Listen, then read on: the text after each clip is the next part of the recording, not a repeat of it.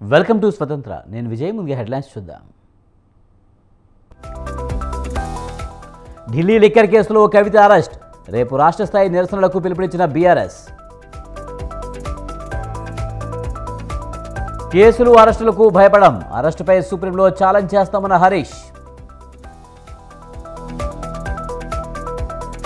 తప్పు చేయకపోతే భయం ఎందుకు? కవిత అరెస్టుతో బీజేపీకి సంబంధం లేదన్న కిషన్ రెడ్డి.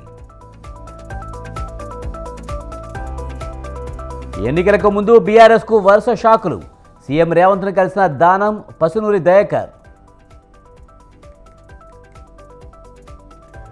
రాజకీయ పునరావాస కేంద్రంగా ఏపీపీఎస్సీ. ఉద్యోగాల భర్తీ ప్రక్రియలో అవినీతి రాజ్యమేరిందన్న బాబు. సార్వత్రిక ఎన్నికలకు మోగనున్న నగారా. రేపు ఎన్నికల షెడ్యూల్ విడుదల చేయనున్న ఈసీ. హైదరాబాద్లో ప్రధాని మోదీ పర్యటన. మల్కాజ్గిరి రోడ్ షోలో పాల్గొన్న మోదీ. నష్టాల్లో ముగిసిన దేశీయ స్టాక్ మార్కెట్లు. సెన్సెక్స్ 453, నిఫ్టీ 123 పాయింట్లు లాస్.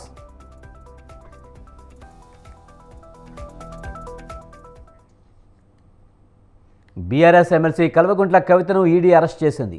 సుదీర్ఘ సోదాల అనంతరం కవితకు అరెస్టు నోటీసులు ఇచ్చిన ఈడీ అదుపులోకి తీసుకుని ఢిల్లీకి తరలించింది.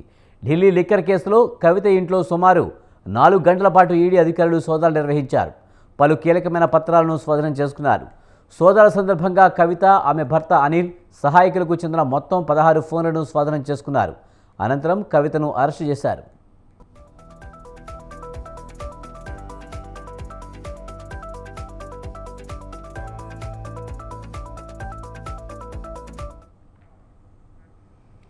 అయితే తనపై ఎలాంటి చర్యలు తీసుకోవద్దని సుప్రీంకోర్టులో కవిత వేసిన పిటిషన్ మార్చి 19న విచారణ ఉండడంతో అంతవరకు ఎలాంటి పరిణామాలు చోటు చేసుకోవని బీఆర్ఎస్ వర్గాలు భావించాయి. కానీ అందుకు భిన్నంగా ఈడీ అరెస్టుకు పూనుకోవడంతో గులాబీ శ్రేణులు ఆందోళనకు దిగాయి. కవిత ఇంటి వద్ద బీఆర్ఎస్ కార్యకర్తలు నిరసన చేపట్టారు.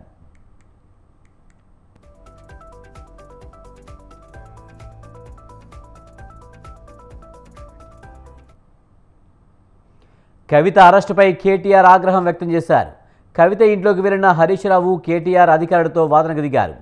ట్రాన్సిట్ వారెంట్ లేకుండా ఎలా అరెస్ట్ చేస్తారంటూ ఇన్వెస్టిగేషన్ ఆఫీసర్ను కేటీఆర్ ప్రశ్నించారు. అరెస్టు చేయమంటూ సుప్రీంకోర్టుకు తెలిపి ఇప్పుడు ఎలా అరెస్టు చేస్తారంటూ నిలదీశారు. అధికారులు కోర్టుల ద్వారా ఇబ్బందులు ఎదుర్కోవాల్సి వస్తుందని హెచ్చరించారు.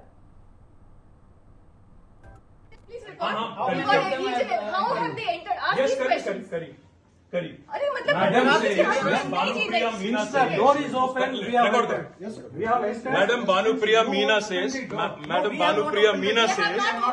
search is over and arrest warrant is produced, and now she says, hold on, and now she says we can't come in. Family cannot come in. And she also says that she has no transit warrant, she cannot produce before a magistrate, but she wants to make a case. Listen, you have given an undertaking in Supreme Court, and now you're violating it. You're in serious trouble. You're in serious trouble. You have the legal remedy always available. I'm telling you, you have come here on a Friday. Just please record. How have they entered? Ask Yes, these questions. correct. Madam says, Bhanupriya Meena says, door is open. We have entered. We have entered. Madam Bhanupriya Meena says,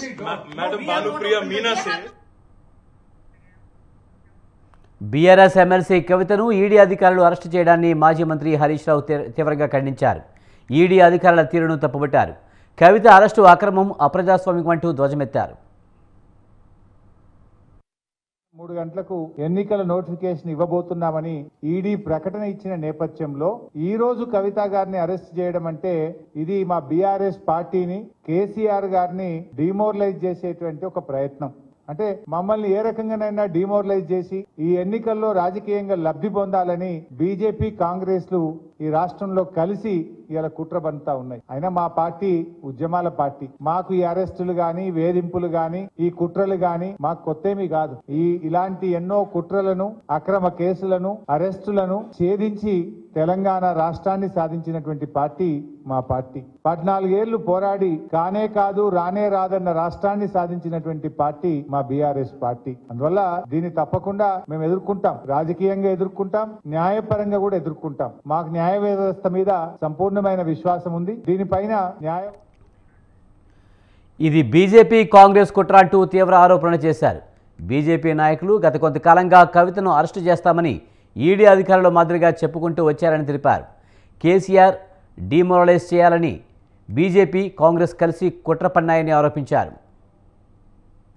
దేశ అత్యున్నత న్యాయస్థానములో మరి చెప్పినటువంటి మాటకు విరుద్ధంగా అది ఒక మహిళను శుక్రవారం రోజు అది సాయంత్రం 6:30 తర్వాత అరెస్ట్ చేయడం అంటే ఇది ఖచ్చితంగా రాజకీయ కుట్ర.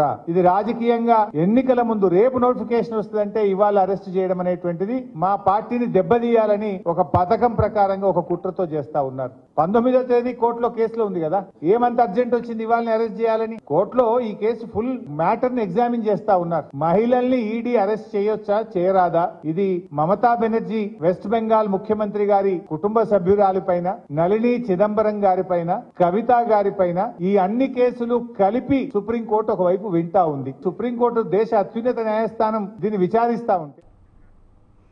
అరెస్టులు బీఆర్ఎస్కు కొత్తేమీ కాదని పేర్కొన్నారు. 14 ఏళ్లు పోరాడిన పార్టీ అని, రాజకీయంగా న్యాయపరంగా పోరాటం చేస్తామని తెలిపారు. అరెస్టుకు నిరసనగా ఆందోళనలకు పిలుపునిచ్చారు.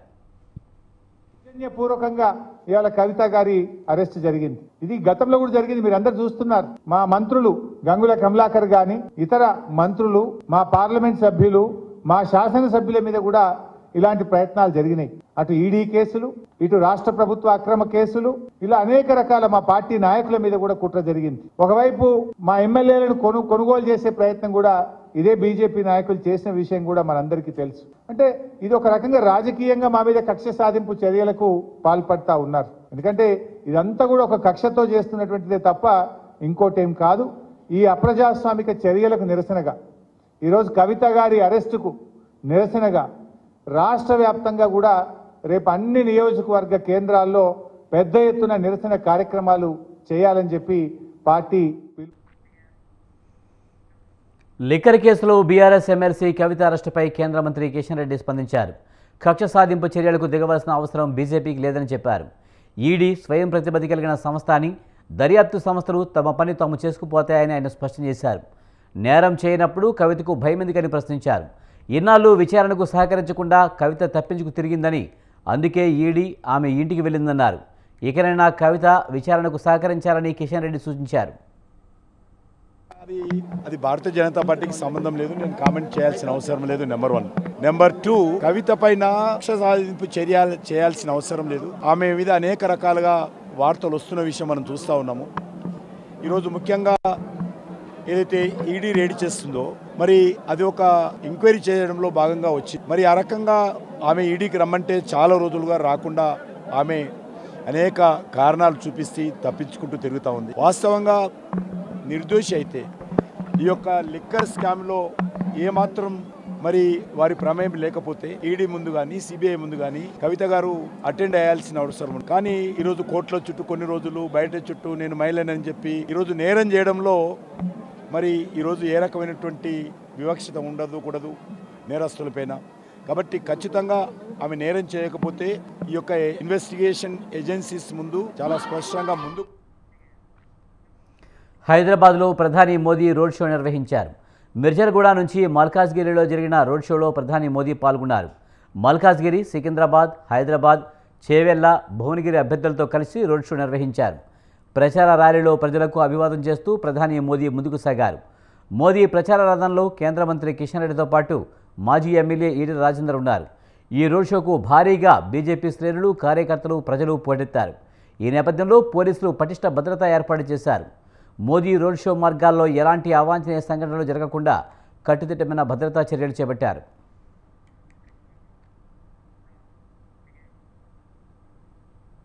బీఆర్ఎస్కు మరో షాక్ తగిలింది. వరంగల్ ఎంపీ పసునూరి దయాకర్ కాంగ్రెస్ గూటికి చేరేందుకు సిద్ధమయ్యారు.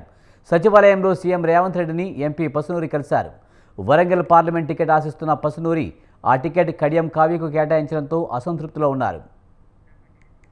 మరోవైపు సీఎం రేవంత్ రెడ్డిని ఖైరతాబాద్ ఎమ్మెల్యే దానం నాగేందర్ మర్యాదపూర్వకంగా కలిశారు. రేవంత్ నివాసానికి వెళ్లి ఆయనతో భేటీ అయ్యారు. కార్యక్రమంలో డిప్యూటీ సీఎం భట్టి విక్రమార్క, మంత్రి కోమటిరెడ్డి వెంకటరెడ్డి, దీపదాస్ మున్షి తదితరులు పాల్గొన్నారు.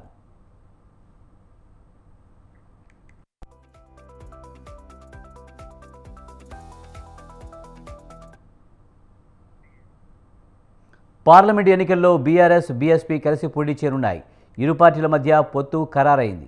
ఇందులో భాగంగా బీఎస్పీకి 2 పార్లమెంట్ స్థానాలు కేటాయించాలని బీఆర్ఎస్ అధినేత కేసీఆర్ నిర్ణయం తీసుకున్నారు. నాగర్ కర్నూల్, హైదరాబాద్ ఎంపీ స్థానాలను బీఎస్పీకి కేటాయిస్తున్నట్టు ప్రకటించారు. మిగిలిన స్థానాల్లో బీఆర్ఎస్ పోటీ చేయనుంది. ఇప్పటికే 11 ఎంపీ స్థానాలకు తమ అభ్యర్థులను కేసీఆర్ ప్రకటించారు.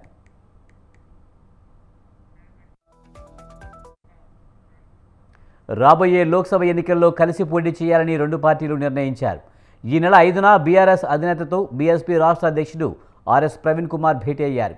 ఈ సందర్భంగా ఇరువురు నేతలు దేశంలో సెక్యులర్ విలువలు క్షీణించడం, దేశ రాజకీయాల్లో కాంగ్రెస్ బలపడడం, దళిత నిమ్న వర్గాల అభ్యున్నతి తదితర అంశాలతో పాటు అసెంబ్లీ ఎన్నికల ఫలితాలపై కూడా సుదీర్ఘంగా చర్చించినట్టు తెలిసింది. రాష్ట్రంలో కాంగ్రెస్ ప్రభుత్వం కొలువుతీరిన తర్వాత ప్రజలు ఎదుర్కొంటున్న ఇబ్బందులపై కూడా చర్చించుకున్నారు. కేవలం ఓట్లు, సీట్ల కోసమే కాకుండా భవిష్యత్తులో కూడా కలిసి పనిచేయాలనే నిర్ణయానికి వచ్చారు. ఈ సందర్భంగా రాష్ట్రంలో బీఎస్పీతో కలిసి పనిచేసేందుకు బీఆర్ఎస్ పార్టీకి ఎలాంటి అభ్యంతరం లేదని కేసీఆర్ స్పష్టం చేశారు.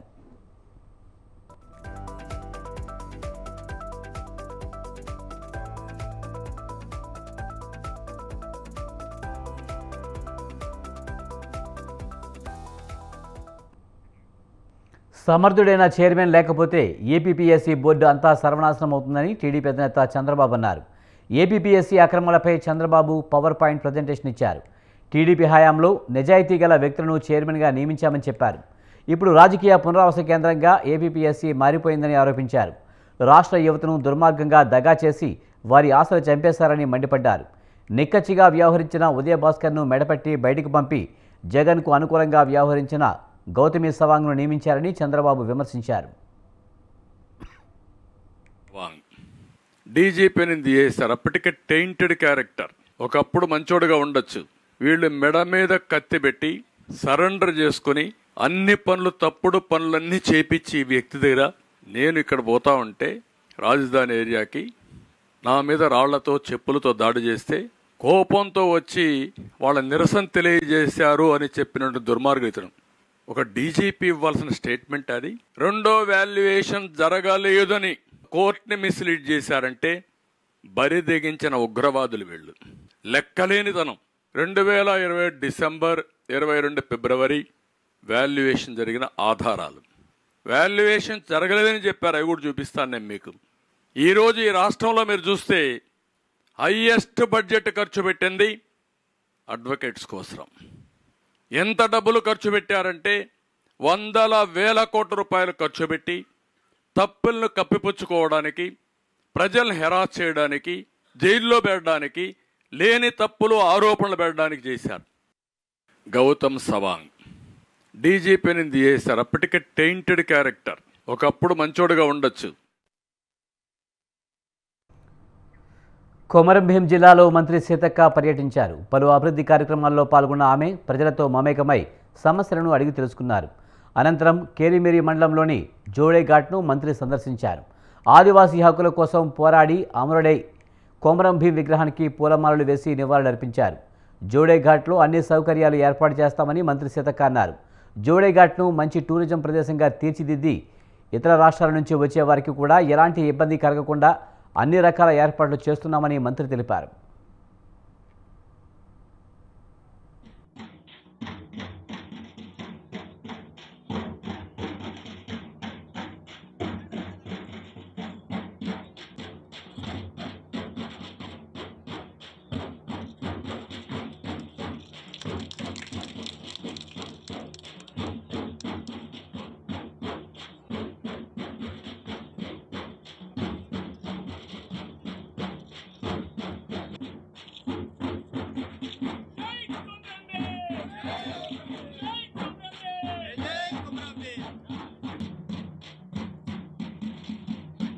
చాలా రోజుల తర్వాత, చాలా ఏళ్ల తర్వాత ఈ పుణ్యభూమికి స్ఫూర్తిదాయకమైనటువంటి పోరాట స్ఫూర్తినిచ్చేటువంటి కొమరంభీం మరణించినటువంటి ప్రాంతానికి రావడం మా అదృష్టంగా భావిస్తున్నాం. ఇక్కడికి వచ్చి వారి పోరాట స్ఫూర్తిని, వారి త్యాగాన్ని భవిష్యత్ తరాలకు అందించేందుకు మేము ఎప్పటికప్పుడు స్ఫూర్తి పొందడం కోసం మరి ప్రతి సంవత్సరం వారి వర్ధంతిని, జయంతిని నిర్వహించుకుంటున్నాం.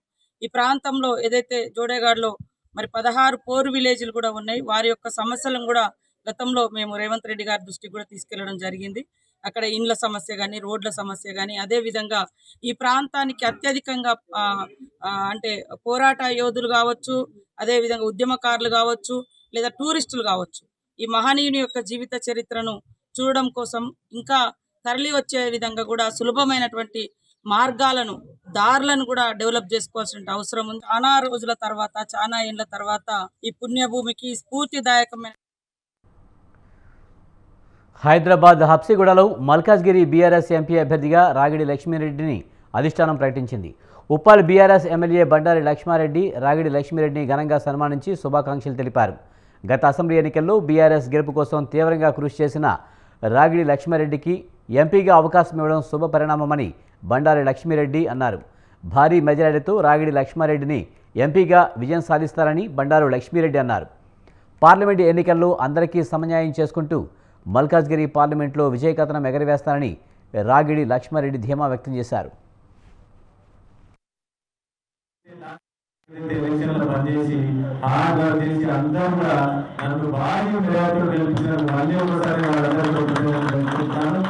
అదే రకంగా ఈ రోజు మా ఎంపీ క్యాండిడేట్ రాయి లక్ష్మారెడ్డి అన్న కూడా మేము అందరం కూడా పనిచేసి హార్డ్ వర్క్ చేసి గెలిపిస్తామని చెప్పి కోరుకుంటున్నాను. ఎందుకంటే నేను ఒకటి కాదు, ఇప్పుడు అంతా టీం వర్క్ చేయాలి. మేము అందరం కూడా కార్యకర్తలు కానీ అందరం ఈయన ఎవరు ఇక పెద్ద చిన్న లేదు మాకు. ఇప్పుడు మేము అందరం కూడా పార్టీకి రాయి లక్ష్మారెడ్డి అన్నకే పనిచేయాల్సింది. అంటే మన ఎలక్షన్ల 7 కాన్స్టిట్యూన్సీలలో కూడా మాకు అన్నింటిలో భారీ మెజారిటీ వచ్చింది. 3.5 లక్షల మెజారిటీ పైన వచ్చింది.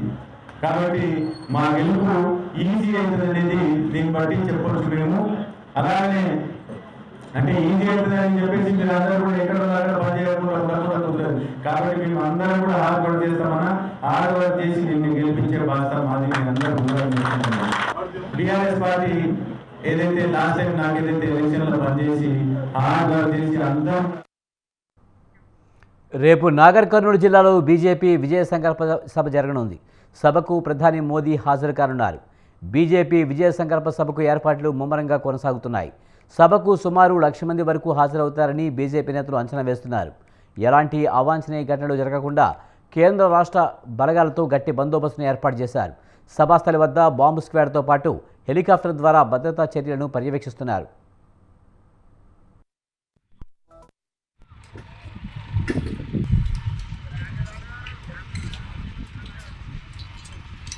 పార్టీ ఆధ్వర్యంలో నాగర్ కర్నూలు పార్లమెంటు నియోజకవర్గ కేంద్రంలో రేపు మన భారతదేశ ప్రధానమంత్రి ప్రియతమ నాయకుడు నరేంద్ర మోడీ గారు నాగర్ కర్నూలు నియోజకవర్గ కేంద్రానికి మొట్టమొదటిసారిగా రావడం జరుగుతా ఉంది. ఒక పండుగ వాతావరణంలో నరేంద్ర మోడీ గారికి ఈ రోజు నాగర్ కర్నూలు ప్రజలే కాక ఉమ్మడి మహబూబ్నగర్ జిల్లా ప్రజలందరూ కూడా హృదయపూర్వకంగా స్వాగతం తెలియజేయడం కోసం మేము ఎదురు చూస్తున్నాం. ఎప్పుడెప్పుడా అని చెప్పి ఈ అమృత గడియలు రాబోతున్నాయి. నరేంద్ర మోడీ గారు నాగర్ కర్నూలు నియోజకవర్గానికి వచ్చి ఈ ప్రాంత అభివృద్ధి గురించి వారు చేసే ప్రకటన గురించి మేము విశ్వాసంతో ఉన్నాం. అదే విధంగా భారతీయ జనతా పార్టీ అభ్యర్థి పోతుగంటి భరత్ ప్రసాద్ గారిని అభ్యర్థిత్వం ప్రకటించిన తర్వాత మొట్టమొదటిసారిగా నరేంద్ర మోడీ గారు తెలంగాణలోకి వచ్చి వారి అభ్యర్థిత్వాన్ని బలపరుస్తూ ఇక్కడ ప్రచార కార్యక్రమాన్ని ప్రారంభించబోతున్నాడు. జనతా పార్టీ ఆధ్వర్యంలో నాగర్ కర్నూలు పార్లమెంట్ రేపు సార్వత్రిక ఎన్నికల షెడ్యూల్ విడుదల కానుంది. 2024 లోక్సభ ఎన్నికల షెడ్యూల్ను పోలింగ్ జరిగే తేదీలను రేపు ఎన్నికల కమిషన్ ప్రకటిస్తుంది. లోక్సభ ఎన్నికలతో పాటు ఏపీ, ఒడిశా అసెంబ్లీ ఎన్నికల షెడ్యూల్ను రేపే ప్రకటిస్తారు. మార్చి 16వ తేదీ మధ్యాహ్నం 3 గంటలకు భారతీయ ఎన్నికల కమిషన్ ప్రకటిస్తుంది. అందుకు భారతీయ ఎన్నికల కమిషన్ సన్నద్ధమైంది.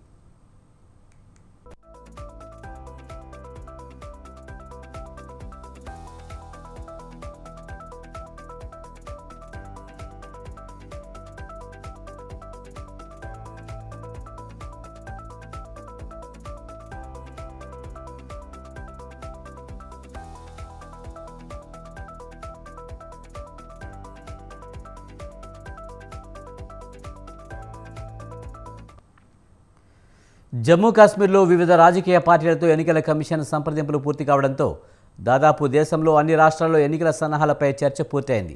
కొత్త ఎన్నికల కమిషనర్లుగా జ్ఞానేష్ కుమార్, డాక్టర్ సుఖబీర్ సింగ్ సంధు నేడు పదవి బాధ్యతలు చేపట్టడంతో ఎన్నికల కమిషన్ పూర్తి స్థాయిలో సన్నద్ధమైంది.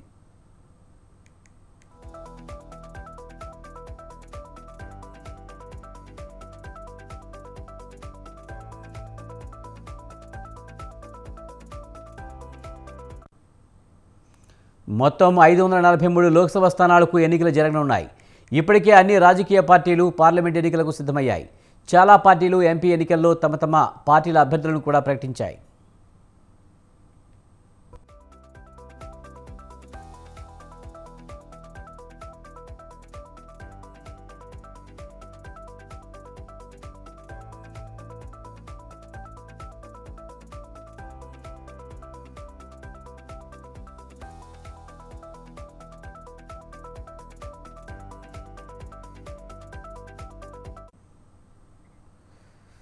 ఎలక్టోరల్ బాండ్ల పథకాన్ని పెద్ద ఎత్తున దుర్వినియోగం చేశారని కాంగ్రెస్ ప్రధాన కార్యదర్శి జయరాం రమేష్ ఆరోపించారు.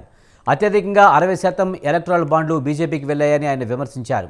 ఎలక్టోరల్ బాండ్లపై తాను విశ్లేషిస్తున్నట్లుగా తెలిపారు. అలాగే ఎన్ఫోర్స్మెంట్ డైరెక్టరేట్, సిబిఐ, ఆదాయపు పన్ను శాఖలు కూడా ఎలా దుర్వినియోగం చేశారో తన విశ్లేషణలో పేర్కొన్నట్టు తెలిపారు. ये इलेक्ट्रल बॉन्ड का दुरुपयोग किया गया है. 60% इलेक्ट्रल बॉन्ड सिर्फ बीजेपी को गए हैं. 60%, 60% बीजेपी को गया है. और मैंने दिखाया है इस विश्लेषण के द्वारा कि किस तरह से ईडी, सीबीआई, इनकम टैक्स का दुरुपयोग किया है और जिन्होंने चंदा दिया है उनको क्या कहाँ से कॉन्ट्रैक्ट मिले हैं. हाईवे के कॉन्ट्रैक्ट मिले हैं, टनल के धंधे मिले हैं और कोई प्रोजेक्ट मिला है. तो ये सब मिली भगत है. किस तरीके से ये इलेक्ट्रल बॉन्ड का दुरुपयोग किया गया है. 60% इलेक्ट्रल बॉन्ड सिर्फ बीजेपी को गए हैं. 60%, 60% बीजेपी को गया है. और मैंने दिखाया है इस विश्लेषण के द्वारा कि किस तरह से పౌరసత్వ సవరణ చట్టం 2024 నిబంధనల అమలుపై స్టే కోరుతూ దాఖలైన పిటిషన్లను మార్చి 19న విచారించేందుకు సుప్రీంకోర్టు అంగీకరించింది. సుప్రీంకోర్టు ప్రధాన న్యాయమూర్తి justice DY Chandrachud, justice JB Pardiwala, justice Manoj మిశ్రాలతో కూడిన ధర్మాసనం సీనియర్ న్యాయవాది కపిల్ సిబాల్ విజ్ఞప్తి మేరకు ఈ పిటిషన్లను ఆలకించేందుకు అంగీకరించింది. ఇది అత్యవసరంగా విచారించవలసిన అంశమని పిటిషనర్ల తరపున న్యాయవాది కపిల్ సిబాల్ విజ్ఞప్తి చేశారు.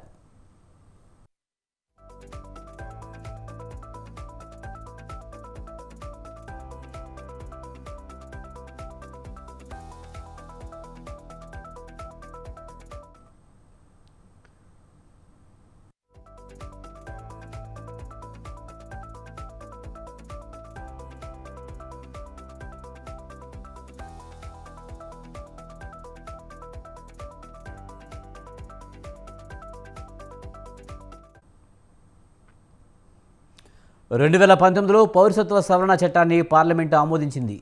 ఆ సమయంలో ఎలాంటి స్టే మంజూరు చేయలేదని కపిల్ సిబాల్ అన్నారు. ఇప్పుడు లోక్సభ ఎన్నికలకు ముందు నిబంధనలను నోటిఫై చేశారని, ఇప్పుడు సిఏఏ అమలు చేసి భారీ ఎత్తున పలువురికి పౌరసత్వం కలిగిస్తే తర్వాత వెనక్కి తీసుకోవడం సాధ్యం కాదని, అందువల్ల నిబంధనల అమలుపై మధ్యంతర స్టే మంజూరు చేయాలని కపిల్ సిబాల్ కోరారు.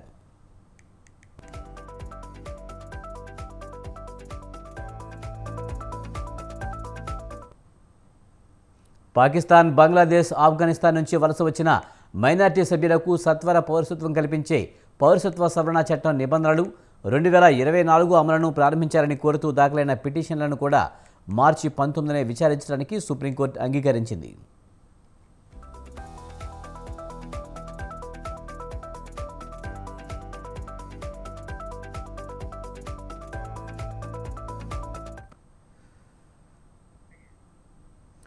ఎలక్టోరల్ బాండ్ల నెంబర్లను వెల్లడించినందుకు సుప్రీంకోర్టు ఎస్బీఐని తప్పుపట్టింది. అరకొర వివరాలతో చేతులు దులుపుకున్న ఎస్బీఐ ధోరణిని అత్యున్నత న్యాయస్థానం నిరసించింది. ఈ అంశంలో ఎస్బీఐకి తాజాగా నోటీసులు జారీ చేసింది. కొనుగోలు చేసిన బాండ్లు, రీడీమ్ చేసిన ఎలక్టోరల్ బాండ్లకు లింక్ చేసిన యూనిక్ నెంబర్లను ఎందుకు వెల్లడించలేదని సుప్రీంకోర్టు ఎస్బీఐని నిలదీసింది. బాండ్ నెంబర్లు అందుబాటులో లేకుండా ఏ కంపెనీ ఎంత విరాళం ఇచ్చిందో, ఏ వ్యక్తి ఏ పార్టీకి ఎంత విరాళం ఇస్తున్నారో క్రాస్ వెరిఫికేషన్ చేయడం ఎలా సాధ్యమని సుప్రీంకోర్టు న్యాయమూర్తులు ప్రశ్నించారు.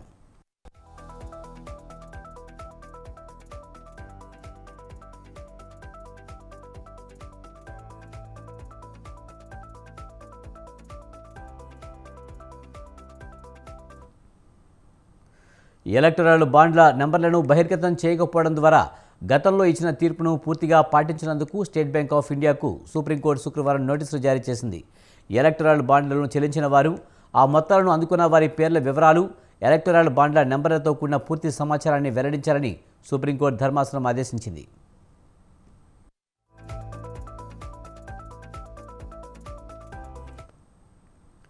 ఎన్నికల కమిషన్ వెబ్సైట్లో అప్లోడ్ చేసిన డేటాలో పూర్తి వివరాలు లేవని, ఈ సమాచారంతో బాండ్లను కొనుగోలు చేసిన కంపెనీలు వివిధ ప్రభుత్వాల మధ్య ఏదైనా క్విడ్ ప్రో క్వో లావాదేవీలు జరిగాయా లేదా అని అంచనా వేయడం కష్టతరం అవుతుందని సుప్రీంకోర్టు పేర్కొంది.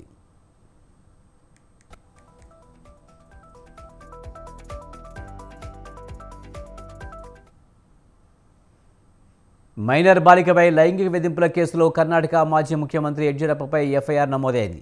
యడ్యూరప్పపై బెంగళూరులోని సదాశివనగర్లో పోలీస్ స్టేషన్లో గురువారం రాత్రి లైంగిక వేధింపుల నుంచి పిల్లల రక్షణ చట్టం కింద ఐపీసీ కింద కేసు నమోదైంది.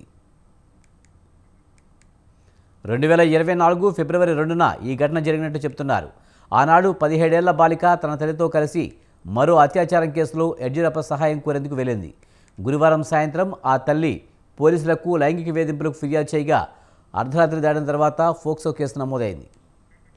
మాట్లాడేందుకు వచ్చిన ఆ అమ్మాయిని సీనియర్ నేత గదిలోకి బలవంతంగా గుంజుకుపోయి తలుపులు వేసి వేధింపులకు పాల్పడ్డారని, తలుపు తీసిన తర్వాత ఆమె పరిగెత్తుకుంటూ వచ్చి తన తల్లికి ఫిర్యాదు చేసిందని ఎఫ్ఐఆర్లో పేర్కొన్నారు. ఈ కేసు దర్యాప్తు చేస్తున్నామని పోలీసులు తెలిపారు. ఈ కేసు విచారణకు స్పెషల్ ఇన్వెస్టిగేషన్ టీం ఏర్పాటు చేయాలని కోరుతున్నట్లు ఆ అమ్మాయి తల్లి ఫిర్యాదులో పేర్కొంది.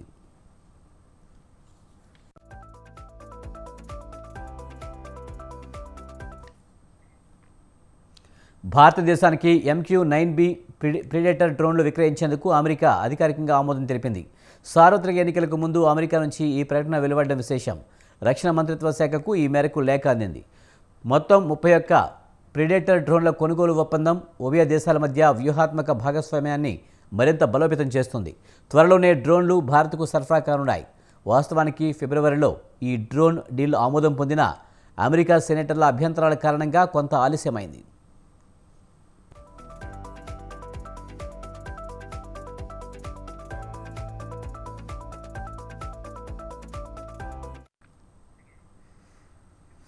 ఇవి ఈ బులెటిన్ విశేషాలు. చూస్తూనే ఉండండి స్వతంత్ర.